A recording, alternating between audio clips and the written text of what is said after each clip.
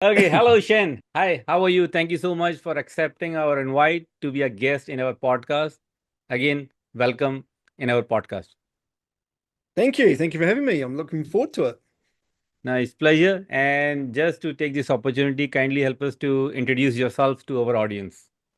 Shane Gibson, born and bred in sunny New Zealand, travel the world a little bit, but still located here most of the time.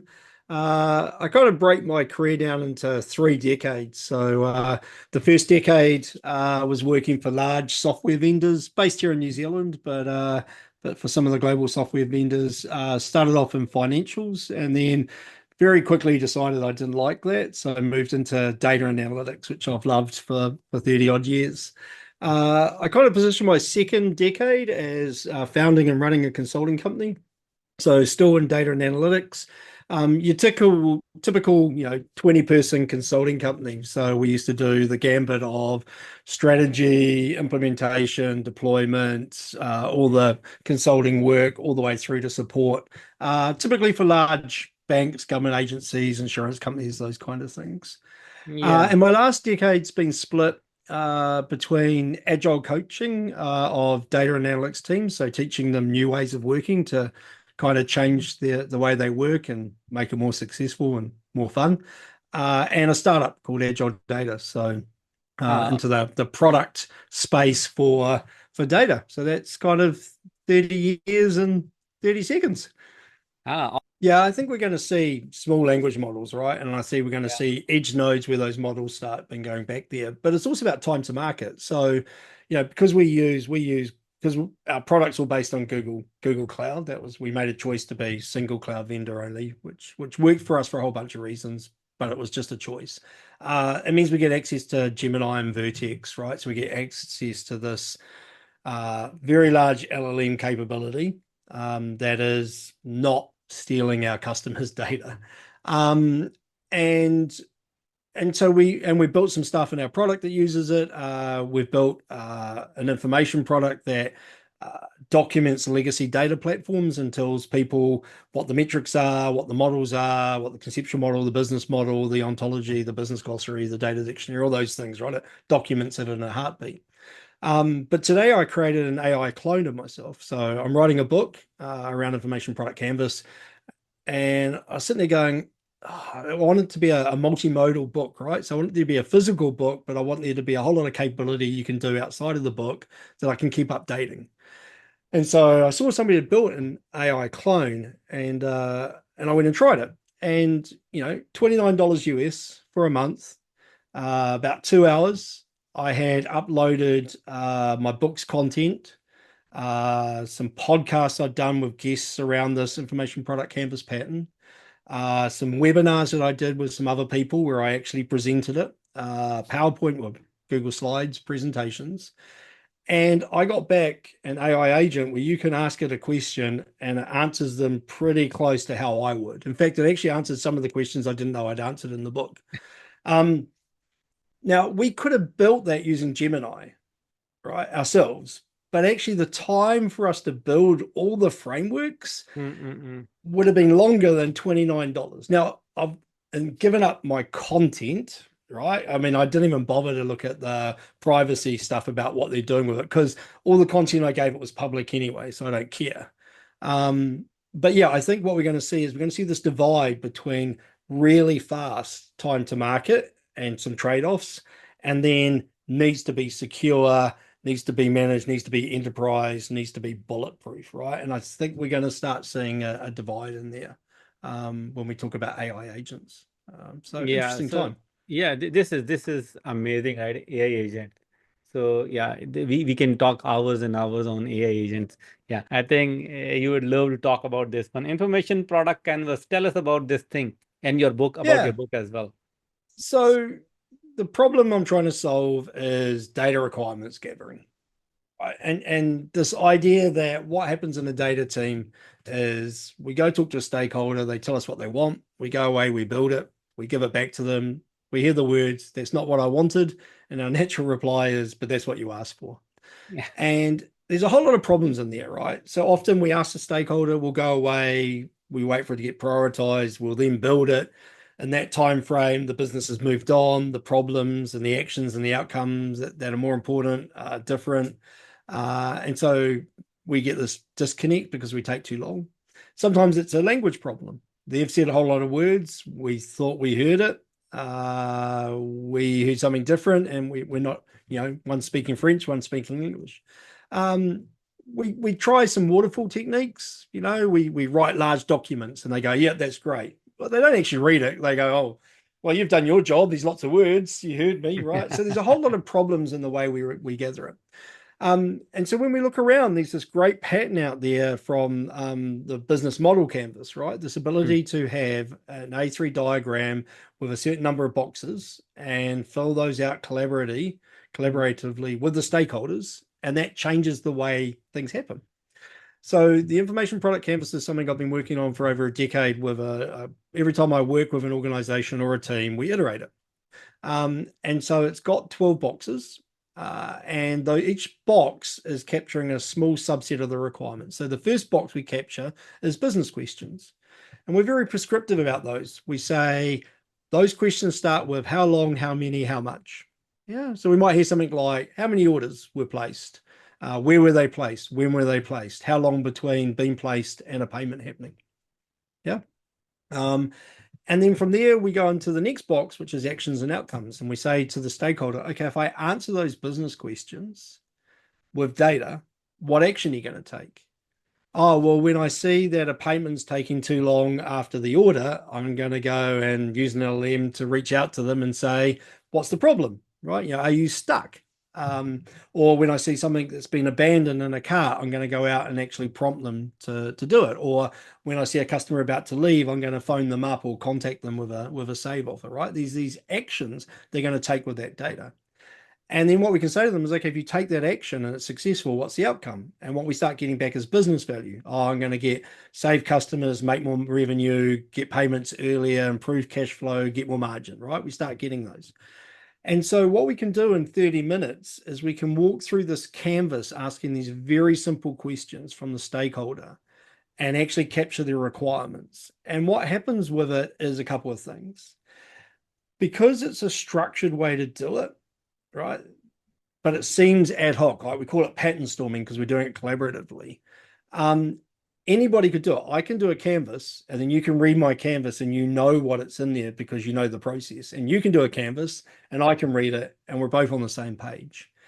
When we do the canvas, we do it with the stakeholder watching, either in the room or virtually. We're actually filling it out. So when I type in that question, how many orders were placed, they will correct me if I've got it wrong. They go, oh, no, I wanted how many orders were placed in a region. Ah, good. Right. I missed the region bit, right? You were talking. I started typing. Yeah, writing my notes, which is what we used to do. So we get that visual feedback straight away. The other thing is it's more fun, right? We're having this conversation and collaboration and just happen to be capturing requirements while we're doing it versus the interview technique where stakeholders don't like. It's also quick. We can do it in 30 to 45 minutes. And so we don't take out days or weeks of a stakeholder. Now, if we're going to greenfields it, right, if we've got lots of products we need to discover, then yeah, we'll break it up, but we break it up into small chunks. In my experience, what happens is after you've done this for a couple of times with a stakeholder, they know what you're looking for. And to speed the process up, they will actually fill the canvas out and bring it to you. Now, that's actually an anti-pattern because we want a conversation, because what we're trying to discover is what's the problem. Because often what we hear is a data request, right? How many orders are being placed and what's the time for payment? And then we ask them what type of information they want, and they'll say a table I can export to Excel. And we can say to them, okay, but what are you going to do? Oh, I'm going to structure that data and then I'm going to import it into Salesforce. Okay, and then what Salesforce going to do? Oh, it's going to go out and send an email saying go to your cart and complete it. Here's a 20% discount. So as data people, we can say, oh, I can see the problem there. Why don't we automate it? Why don't, rather than me give you a file that you're going to import into Excel and then filter and then attach it to the offer and then import it into Salesforce, why don't we do all that work? Yeah, and actually just start pushing these offers out to Salesforce for you and solve their problem. And therefore, we get more value to the organization. We get seen as problem solvers, not data order takers. So that's the goal of the canvas, right? The canvas is just a pattern. It's a technique I can teach that lots of people can learn very quickly and seem to enjoy. But it's solving that product management problem of getting us at the front of the curve, getting us to understand the problem space of our stakeholders and how we can use data to help them solve it versus getting a request and going straight into that build cycle. Yeah, so this is amazing, right? So this is the piece which is missing right now, and that is where uh, I was introduced with this graph theory, and that is where ontology. So whatever you're saying that you go and ask questions, so every question has a relationship between two nodes. Mm-hmm. There is an entity, there is a category, there is a concept, and that each concept is mapped to another concept or another category or another entity, whatever it can, or entity type. And then you say, hey, you buy the product from this location. Your what is the property? Property is you are doing a manual, someone is going and dropping it manually, or there's an automated way. So all these things you define. So when you're saying that you take 30 to 50 minutes or 45 minutes to define this question here, if you can, I don't know whether you are doing it or not, if you can draw that onto a screen, you have a whiteboard while you are drafting your questionnaire and answers, one of your team member can start drawing onto the board. This is your order. This is your customer. You have a rider which can pick the order and deliver it. No, there are third party bikers over there or delivery agency. So this draft and order here, they ask this rider to pick it up from my go down and drop it here. So you are creating this whole ontology and knowledge graph. And that is where you can find out, hey, you are picking up this order, you're giving me the order, and I'm telling the rider to pick it from my go down. So there's a lengthy process. We can do that. We can create a portal. You go and create an order over there. The moment it is created, there will be an event generated. The rider will automatically know where to pick up and give it. I don't know. So this is you So, craft. so let me bounce off that one, right? So I talk about the information value stream, right? This idea of problem, ideation, discovery, prioritization. Then we jump over to design, build, deploy, value, and Yeah, then enhance and decommission, right? And it's like the DevOps one, right? We want to move yeah, through yeah, that cycle as yeah, fast. yeah. What happens in large organizations, though, is we're not allowed to move over that cycle incredibly quickly, Hmm. right? So we tend to find problems and then ideate and discover, and then they go into a prioritization queue before we can pick them up and design. And so with requirements gathering, there's this natural tension of gathering as many requirements early as we can because we're in Yeah. front of the stakeholder and we want to understand that. But it introduces a form of waste because we're capturing stuff that we may never use. Hmm. And then there's a bunch of patterns that the canvas leverages. So it leverages some stuff from Lawrence Core on his Beam and 7Ws. I'm a great Data Vault fan, so I talk about concepts, details, and events like you talk about Hmm. entities and relationships. I'm a great fan of a pattern or a TEDx talk called How to Make Toast, which is systems thinking of nodes and links, exactly what you talked about. What's your business process Yeah. as nodes and links, right? And if anybody wants to have a great way of changing the way they work, get their entire team, their data team, to sit down in a room or a virtual whiteboard, put your data on the left, all your data sources on the left down the thing, put all the customers, consumers of the information you produce on the right, and then create nodes and links for Yeah. every task you do when you're a data team. Yeah. And you see the mess of the way you work, and then figure out one of those nodes and links you're going to optimize and then Yeah. fix it. And every week, fix one of that system problem. You're the system, right? Anyway, so when we did the Beam stuff, we tried that, right? What we did was we actually were interviewing the stakeholders and talking about their core business processes and using the Beam methodology. And then we had somebody in the back of the room drawing out the data model Hmm. as we're talking. What was interesting was we got distracted. The stakeholders turned around and kept looking at the wall. The modelers that were listening couldn't listen and write at the same time. Um, it was interesting but not effective. And then there was waste, right? Because the stakeholders just want to give us their requirements and get the hell out of the room. But there's some other Yeah. stuff. So what I talk about is use the canvas early in the discovery phase, and then Mm. reuse it in design, and design phase is perfect. That's the time when you're going to do what you want. But here's the interesting thing. One of the boxes on the canvas is what we call core business events, or core business processes. Who does what, right? So we've understood the questions, we've understood the actions, we've understood the persona who's going to use it, the delivery types, dashboard, analytical model, when they need the data to be refreshed. And then we say, what systems or business processes generate the data we need? Yeah, so and we use the who does what, right? We use the customer orders product, customer pays for order, store ships order, or do they ship product? Interesting question. Customer returns. What do they return? Do they return a product or an order? How do we know it was shipped? How do we know it was delivered? How do we know it was returned? And so we get these core business events in just natural language again, and we can start correlating the core business questions with the core business processes. So we can say, well, you've asked a question about returns and abandoned orders, but over here I can't see the process of how we know the order was abandoned, right? Which system has got it? And we start doing system mapping for our source systems. So then if you think about it from an LLM, to loop it back, I can take that canvas because it's just a blob of words, and I can give the LLM a bunch of canvases, and I can get it to draft the conceptual model. I can get it to draft the business model, the conceptual model, and potentially a physical model if I know which technique I want to use. It's a Mm. draft, right? It's assisted AI, but it's helping me do that really heavy cognition based on language.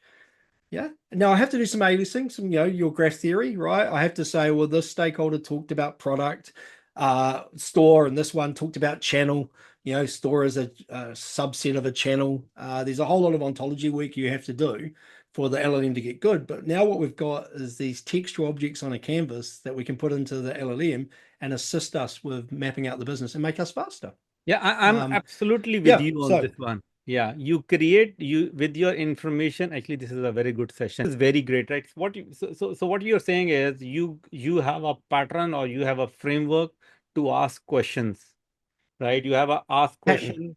It's a Why pattern. Yep. is a pattern? You create this whole thing. Then I'm saying once you are done with this, create a graph. You need to have a graph Yep. theory all there. Once you that's the second piece. Now, then that is where LLM comes. So you tell LLM, hey, this is all the questions and I ask. This is the answers from the business. This is what we understood the problem statement. And based on this, we created this graph which have all the nodes and relationships and properties and weight into it. Go and create the data model for me. I personally think, And now let's loop it back. Yeah, let's loop it back to, remember I said about the text to SQL, yep. right? Remember I said that actually, if we could curate the answers that are important and make them discoverable, but we can't curate every answer. So what Mhm. happens now if we take those business questions and we just say to the stakeholder, which of those have to be 100% accurate and which can be good enough? Mm. Which of those can we have a human curate the answer and a highly model it? And which can we just treat as ad hoc, where we just throw some data into a text to SQL engine and get back an answer that's good enough for now? Like, what's your risk profile on those questions? Is This it is okay to send somebody an offer for an order they haven't abandoned? Or is I'm it not, telling right? We you. start getting this, yeah, maturity model. Yeah. This is going very good, I'm telling you. Reason being, because I'm a solution architect, right? And I see this problem day in and out, that 90%, as you mentioned, you create something and you say, hey, business, what this is what you got. They say this is not what I asked. So this is a big gap right now. And I can tell you 90% that is the case. You end up delivering a 90% of the project, and that is where business says, no, I didn't want that. I said this word, but you understood it wrong. I give you an example, actually same from Department of Correction. They said create, there was some data use case, user story. They say create date and time. Based on that, your table granularity has to be date and time. So they mentioned in such a way in their own business language, we took it as a date. And the data type was a date, not date and time. The moment you have a date and time, your granularity can go up to seconds or minutes an hour. But if you have only date, your granularity is one row in a day. So they said, no, we don't you know our business? They simply jump onto us, which is fair. because we never created that. So if discussion is going very good, if we have all this, I think as you mentioned, once you give LLM, this is what we theoretically ask business. This is what we created in business. Ask, this is how it looks like. Business has approved that. Create a data model for me. Once that LLM creates a data model for you, then you ask, create a query. I personally feel that query will be 99% accurate because Yep. LLM is the one who generated the data model. Now it can generate the output for you. What do you think about that? Yep. Yep. So it's an assisted model though, right? Assistant model, yes. So it's like it's the same problem if we let the LLM do the business context and then use the context without a human. So Yeah. what it's doing is it's assisting us in doing some stuff that takes a lot of cognition and doing it faster, and then a human still in the loop. Yep. But I'll give you an example that's really interesting. So imagine you're going into an organization like corrections and you've never worked in a penal corrections organization before. Their language is so different, right? Yep. Because I've done some work with that particular organization. It's just the words they use don't make sense because they don't align with what you think a prison looks like when you're, so they talk about back from memory, it was they talk about stock, right? And you're like, what the hell's that, right? And it's just this weird term they use for something that's not sheep, right? And you're like, what? So one of the things about this, about combining the language that's in the canvas and LLMs Mm. is when you walk into a new organization that's got the canvases, you put all the canvases into the LLM and you tell the LLM to describe the organization. And it's enough of a natural language hint that it will actually come back and give you context that you can use. And you can ask it, well, how would I normally model this? And it will give you hints and language that helps map you to that organization and that use case. And that's intriguing, right? Because again, it's a way of just learning and getting that shared language faster, because we're effectively grabbing all the things that are important and getting them quickly and in a standardized language. The other thing is, I can guarantee if I gave you a canvas from one of my customers, as a solutions architect, you could understand the industry they're in, the use case that they're working on, the problem we're trying to solve, and depending on how well the business events are there, the core business events that are missing, right? Because you understand some of those industries and you'll go, oh, what about this, this, and this, right? And if you're working in that organization and you've already built something, in 10 seconds, you can tell me where the high risk areas are for that canvas. You can tell me where we haven't collected the data from a source system or where that data is dirty. Oh, you're talking about active customer. Do you realize we hold customer in 5 places? We've never done the master data on it. We've now got a conformed customer problem. Yeah. Or, actually, it looks like it's time grain event and it's temporal. We're going to have to go and actually do some really heavy lifting stuff to actually build that out because we don't have patterns in our platform to do high grain temporality, right? As a solutions person, you can just look at it and you then identify all the technical problems that need to be solved. But it's fast, and that's the benefit, right? That's what we're trying to do is in that scenario, I'm trying to give you something that we've captured that you understand and makes your job much easier to begin with, right? You still got the heavy lifting, right? We're not automating it. No magic sorting hat here yet, but it's a pattern that helps. Yeah. Yeah. So let's map this information product canvas with our data product. So I'm going to go a little bit more detail. Maybe I'll take your 10 more minutes and have this Yeah, information it's fun. product canvas as 40-minute session, separate session. It's going good. So now let's map this thing. So when you go to a customer, you in your mind, you are discussing a business problem or Mhm. you are discussing business problem slash data product, or you are discussing a domain level information. How normally you take it? It depends on the stakeholder, right? So Yeah. we have information products that are too big, and we have information products that are very small.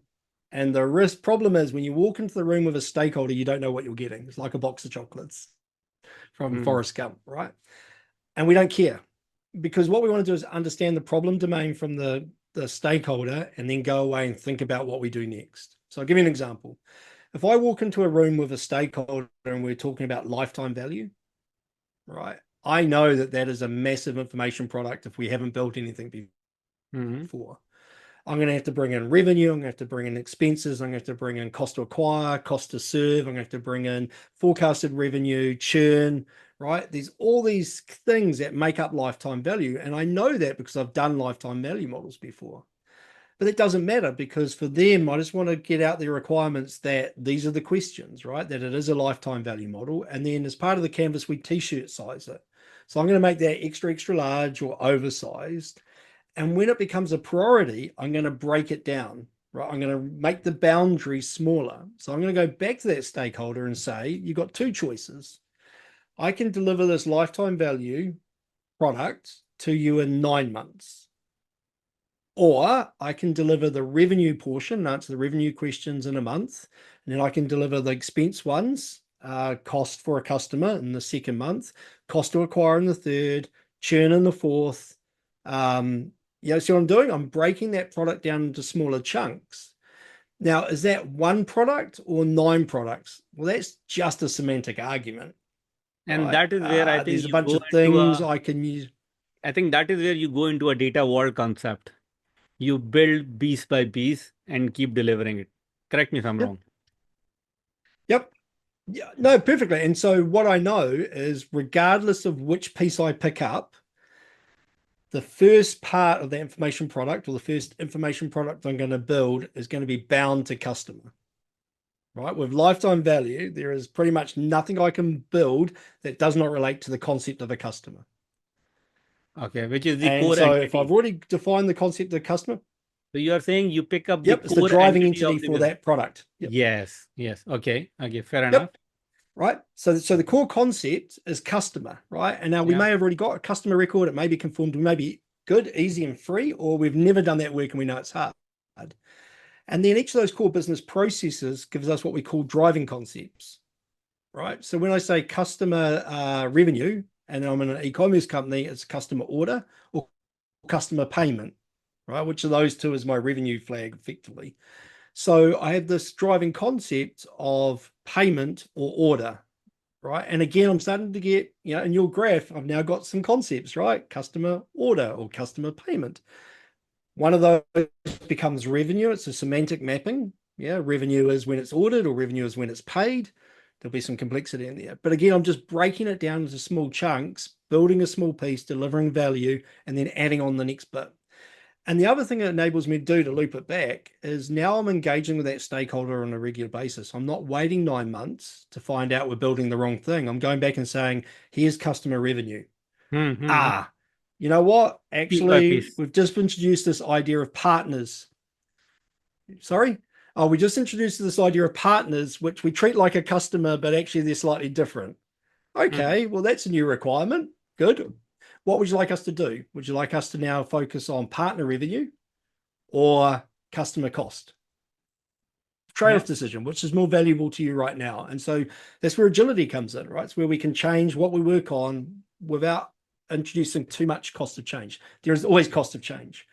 So sometimes the information products we get given by a stakeholder are very large, and then when it's time to work on them, we'll break them down to smaller. Often they are very small, right? There are one or two really targeted questions with one or two actions. So like I said, it's like a box of chocolates. You walk in the room with a stakeholder, you don't actually know what you're going to get, but it's okay. We've got patterns to deal with it. Now, Yeah. I have a related question on this one. You mentioned you constantly keep meeting stakeholders because I think in technological world, you are building a solution in agile. Your company name is Agile Data. So tell me when you start this journey with a stakeholder, I think this question will be very relevant. What do you think? How many sessions and the duration of the sessions are required where you can freeze the first iteration where you can start development? How much time normally it takes with your experience? So that's a how long's a piece of string? I can do an information product canvas with a stakeholder and start development straight away. Or within one session or two Um, sessions? How many sessions you're talking about? one session, one Or one session, session? but one session. But I've been doing it for 10 years. I've worked Yeah, across yeah, multiple domains and industries. We've automated a whole lot of the code.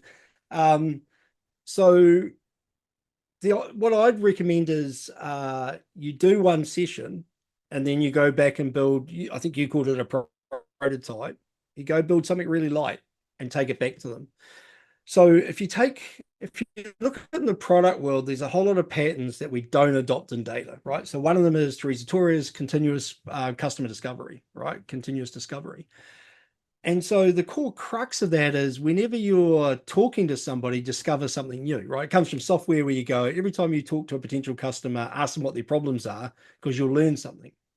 When we talk to stakeholders in data, we want to constantly be talking to them, but we don't want to treat it like prison, right? We don't want to treat it Mhm. like a horrible session where we ask them a bunch of questions and they get nothing out of it. So we've got to find ways of collaborating with them and adding value back to them on a regular basis. Mhm. So I'll give you an example. We often build information products for customers that are one and dones, right?